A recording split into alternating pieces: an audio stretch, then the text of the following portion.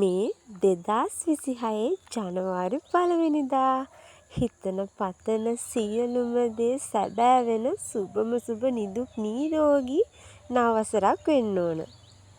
ඉතින් මේ හදන්නේ උදෑසනම බුද්ධ පූජාව තියන්න. ඉතින් අපි කවුරුත් අපේ ආගම සිහි කරලානේ අවුරුද්ද පටන් ගන්නෙ. ඉතින් මේ මුලින්ම හදාගනිපු කිරිබත් එකේ මුල්ම කොටස අපේ බුදුරජාණන් වහන්සේට පූජා කරලා මේ වසර ආරම්භ කරන්න තමයි සූදානම් වෙන්නේ.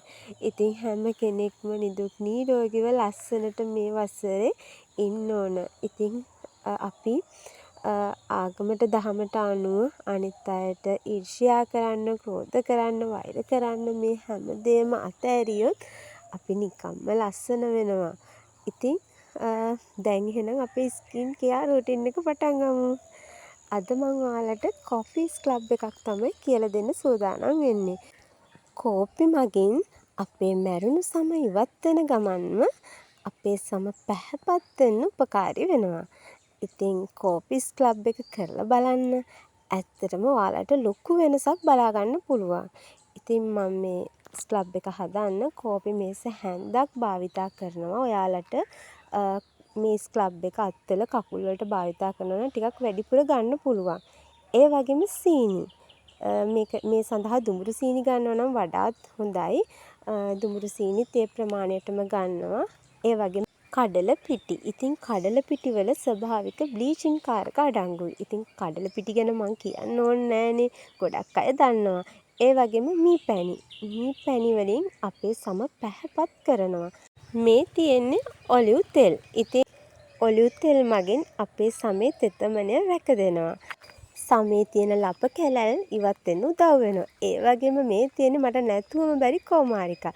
ඉතින් මගේ රූපලාවන්‍ය සත්කාර වලට මගේ වීඩියෝස් බලන කෙනෙක් නම් දන්නවා මම අනිවාර්යෙන් කෝමාරිකා එකතු කර ගන්නවා කියලා. ඉතින් කෝමාරිකා වල තියෙන මේ කිරි ගතිය යවලා මෙන්න මේ ජෙල් කොටස ස්ක්‍රබ් එකක් හදද්දි වගේම පැක් එකකට එහෙම නැතුව නිකන් ගෑවත් මේ කෝමාරිකා වලින් ලැබෙන ප්‍රතිඵලය අති ඉහළයි. ඒ කියන්නේ කුරුලෑ ලප කැලැල් නැති වෙනවා. මෙන්න මේ විදිහට මම කොටස් මේ හැම දෙයකින්ම සම එකතු කරගත්තා. ඊට පස්සේ මම දෙහි බෑයක දෙහි බිඳු කිහිපයක් එකතු කරගන්නවා. මේ දේවල් වලින් හොඳ ප්‍රතිඵල ගන්න නම් අපි කරන්න ඕන මේ අපි දාන අමුද්‍රව්‍ය ටික හොඳින් මික්ස් කරගන්න ඕන. මේ ටික හොඳට මික්ස් වෙන්නේ නැතුව අපි මූණේ ඇප්ලයි කරොත් ඒ ප්‍රතිඵල හරියට ලැබෙන්නේ නැහැ. මේ අන්තිමට මම එකතු කරන්නේ කස්තුරි කහ.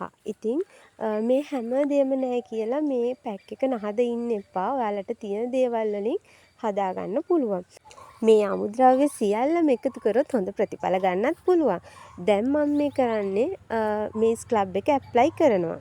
ස්ක්‍රබ් එක ඇප්ලයි කරන්න කලින් මූණ හොඳට පිරිසිදු කරගන්න ඕනේ. පිරිසිදු කරගනිපු මුහුණේ මෙන්න මේ විදියට අපි හදාගනිපු ස්ක්‍රබ් එක ඇප්ලයි කරගන්න. ඒ වගේම මූණට විතරක් නෙමෙයි බෙල්ල, අත්වල, කකුල් වල වගේම අත් යටටත් මේ ස්ක්‍රබ් එක ඇප්ලයි කරගන්න පුළුවන්.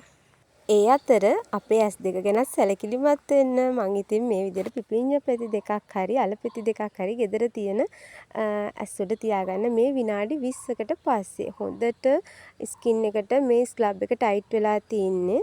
අත් දෙකේ වතුර හොඳින් ගාගෙන මෙන්න මේ විදිහට ඇඟිලි තුඩු වලින් කවාකාරව මූණ හොඳින් ස්ක්‍රබ් කරන ගමන් මේ ස්ක්‍රබ් එක ඉවත් කරගන්න බලන්න. එකපාරට උලාගෙන යන්න එපා. මොකද ස්කින් එක සීරෙන්න බලනවා. මොකද මෙහි කෝපි කුඩු සීනි කැට තියෙන නිසා අර සීරීමක් වෙන්න බලනවා. තදින් අතුල්ලන්න එපා. මූණට දැනෙන විදියට සියුම්ව ස්ක්‍රබ් කරන්න. සතියට දෙවතාවක් වගේ කරලා බලන්නකෝ. හැබැයි ඉතින් මේ දේවල් එකපාරින්ම කරපමණින් ප්‍රතිඵල ලැබෙන්නේ නැහැ. මොකද ස්වභාවික දේවල් නිසා. නමුත් මේක කරපු දාට ඔයාලට හොඳ පැහැදිලි වෙනසක් ඔයාලගේ ස්කින් එකේ බලා ගන්න පුළුවන්. ඉතින් සතියකට සැරයක්වත් අඩුම මේ ස්ක්‍රබ් එක කරලා බලන්න. ඔයාලට හොඳ ප්‍රතිඵල ගන්න පුළුවන්. ගෙදර වැඩ, දරුවන්ගේ වැඩ මේ හැමදේම කරන අතරේ තමන් වෙනුවෙන් අඩුම පැයක්වත් කාලය වෙන් කරන්න. මොකද තමන් ලස්සනට හිටියොත් තමයි අනිත් අය ගැනත් හිතන්න පුළුවන් වෙන්නේ. ඉතින් මේ අවුරුද්දේ අපි හැමෝම නිරෝගීව ලස්සනට අනිත් අයට ඉරිසියා නොකර අපි සතුටින් ඉන්න බලමු. ඉතින් මං ඔයාලට හැමදාම හොඳ දේවල් තමයි ගෙනල්ලා දෙන්නේ. මේ සඳහා ඔයාලට ලොකු වියදමක් යන්නෙත් නෑ. දැන් පිරිසිදු වතුරෙන් මූණ සෝදන්න.